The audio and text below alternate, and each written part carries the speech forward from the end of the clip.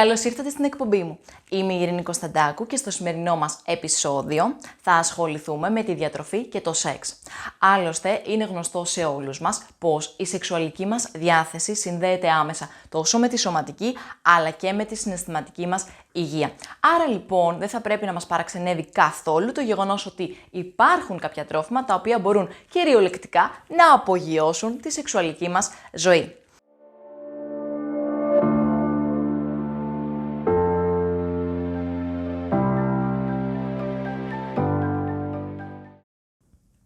Μία διατροφή η οποία είναι πλούσια σε θρεπτικά συστατικά μπορεί να έχει πολλαπλά ωφέλη για τη σεξουαλική μας ζωή. Έτσι λοιπόν μπορούμε να βελτιώσουμε την αντοχή μας, να αυξήσουμε τη λίμπιτο, να βελτιωθεί η ροή και η λειτουργία της καρδιάς. Πριν όμως δούμε ποια είναι αυτά τα τρόφιμα τα οποία μπορούν να απογειώσουν τη σεξουαλική μας ζωή, πάμε να δούμε μερικά εισαγωγικά θέματα σχετικά με το κομμάτι της ερωτικής και σεξουαλικής διάθεσης. Κάποιες φορές το φαγητό αποτελεί πηγή στρες και σύγκρουσης σε ερωτικές σχέσεις. Από την άλλη πλευρά όμως, εσείς και ο σύντροφός σας δένεστε περισσότερο όταν δειπνείτε μαζί. Κατά μία έννοια, το μυαλό είναι το πιο σημαντικό σεξουαλικό όργανο.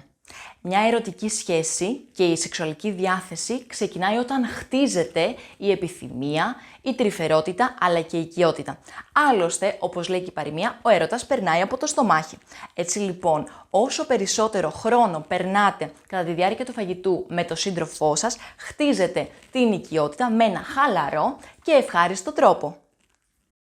Μπορεί, εάν έχουμε διαφορετικές θρησκευτικές πεποιθήσεις ή πολιτισμικές διαφορές ή ακόμα κι αν κάποιος είναι vegetarian, vegan ή κρεατοφάγος, η ύπαρξη κάποιων διατροφικών διαταραχών να αποτελέσουν πηγή στρες και σύγκρουσης σε μια ερωτική σχέση.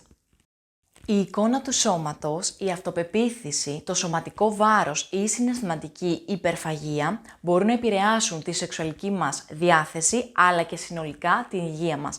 Οπότε λοιπόν χρειάζεται ένας υποστηρικτικός και όχι αρνητικός σύντροφος. Η παχυσαρκία συνδέεται με την υπογονιμότητα, διότι όταν ένα άτομο είναι υπέρβαρο ή παχύσαρκο, έχει μειωμένη αυτοπεποίθηση με αποτέλεσμα να έχει μειωμένη λίμπιντο και μειωμένη διάθεση για οικειότητα. Πάμε να δούμε ποιοι παράγοντες επηρεάζουν τη αισθητική της λειτουργία. Άγχος, στρες, κατάθλιψη, παρενέργειες από φάρμακα ή ακτινοβολίες, βλάβες στα νεύρα του πέους, αλλά και προβλήματα στην αιμάτωση του πέους. Στις γυναίκες, η αυξημένη αρτηριακή πίεση έχει σαν αποτέλεσμα τη μειωμένη λίπιδο, μειωμένο ενδιαφέρον για σεξ διότι νιώθουν κόπωση, αλλά και μειωμένη αιμάτωση του κόλπου τους, με αποτέλεσμα αυτό να επιδρά στο πώς το σώμα τους ανταποκρίνεται στη σεξουαλική δραστηριότητα. Έτσι λοιπόν, καταναλώνοντας μία δίαιτα η οποία είναι πλούσια σε λαχανικά και άπαχη πρωτεΐνη και μειωμένη σε απλά ζάχαρα και τρανς και κορεσμένα λίπη, βοηθούμε στην πρόληψη διαταραχών οι οποίες επηρεάζουν τη λίμπιντο. Τέτοιες είναι το μεταβολικό σύνδρομο αλλά και ορμονικές διαταραχές. Αντίθετα, μία δίαιτα φτωχή σε θρεπτικά συστατικά μπορεί να δημιουργήσει πολλά προβλήματα στην υγεία μας, τα οποία έχουν αρνητικό αντίκτυπο στη σεξουαλική μας ζωή. Για παράδειγμα, η αισθητική της λειτουργία συνδέεται με την παχυσαρκία και το διαβήτη, τα οποία επηρεάζονται από μία φτωχή διατροφή. Πάμε να δούμε κάποια τρόφιμα τα οποία μπορούν να βελτιώσουν τη λίμπιντο και τη συνολική εικόνα της ζωής μας, όπως είναι για παράδειγμα τα στρίδια, τα οποία είναι γνωστά για τις αφροδισιακές τους ιδιότητες εξαιτίας του αυξημένου ψευδαργύρου που περιέχουν. Ο ψευδάργυρος βοηθάει στην αυξημένη ροή του αίματος, πράγμα το οποίο βοηθάει στη σωστή αιμάτωση των γεννητικών οργάνων. Μια έλλειψη όμως σε ψευδάργυρο μπορεί να οδηγήσει σε μειωμένα επίπεδα τεστοστερόνης. Πηγές ψευδαργύρου έχουμε σε όλα στρίδια, μύδια, μαλάκια, οστρακοειδή, καθώς επίσης μοσχάρι, χοιρινό, φασόλια, ηλιόσποροι, αλλά και στα εμπλουτισμένα δημητριακά. Τρόφιμα τα οποία είναι πλούσια σε φλαβονοειδή, όπως είναι τα εσπεριδοειδή, τα μήλα, τα κεράσια, blueberries, raspberries, blackberries, οι φράουλες, τα σταφύλια, το κρασί, το κακάο, αλλά και το πράσινο τσάι, τα οποία βοηθούν στη μείωση της αρτηριακής πίεσης, η οποία προκαλεί διάφορες δυσλειτουργίες, όπως είναι και η αισθητική δυσλειτουργία. Παντζάρια. Τα παντζάρια είναι πλούσια σε βιταμίνες, αντιοξυδωτικά, αλλά και νητρικά οξέα, πράγμα το οποίο τα καθιστά σούπερ για να μπουστάρουν τη σεξουαλική μας υγεία. Στο σημείο αυτό θέλω να σας ενημερώσω ότι τα νητρικά οξέα είναι υπεύθυνα για την αγιοδιαστολή, δηλαδή βοηθούν στη βελτίωση της αιμάτωσης αλλά και της αντοχής. Έτσι λοιπόν είναι το κατάλληλο συμπλήρωμα για μαραθωνοδρόμους αλλά και για αθλητές αντοχής. Όμως επίσης η αγιοδιαστολή αυτή βοηθά και στη μείωση της αρτηριακής πίεσης. Τρόφιμα πλούσια σε ω3 λιπαρά οξέα, όπως είναι γάβρος, ολομός, κουμπρί, σαρδέλα, τόνος, ξεφιάς, αλλά και σπόροι. Όσοι δεν έχετε δει το βίντεο για το ω3, σας το παραθέτω για να το δείτε εδώ. Ουσιαστικά, ο ρόλος των ω3 λιπαρών οξέων είναι καρδιοπροστατευτικός, δηλαδή μειώνουν τον καρδιακιακό κίνδυνο, μειώνουν την πιθανότητα αυξημένου κινδύνου ευνίδιου θανάτου, αλλά επίσης μειώνουν και τα τριγλικερίδια.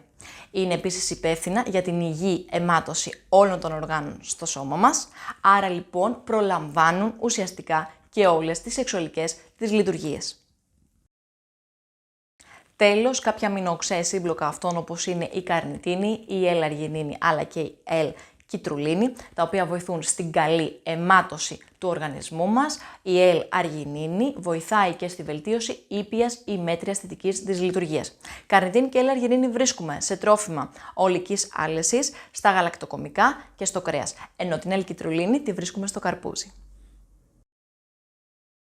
Κλείνοντας και αυτή την εκπομπή, θα ήθελα να σας συμβουλεύσω να απευθυνθείτε στο γιατρό σας εάν έχετε μειωμένη ερωτική επιθυμία, ανικανότητα ή πόνο κατά τη διάρκεια της σεξουαλικής επαφής, τα οποία δεν σας επιτρέπουν να απολαύσετε μία σχέση οικειότητας με τον σύντροφό σας. Επίσης, συστήνεται η μείωση του αλκοόλ, η αποφυγή ναρκωτικών ουσιών αλλά και καπνού και η αποφυγή τρανς και κορεσμένων λιπών αλλά και η αποφυγή της ζάχαρης.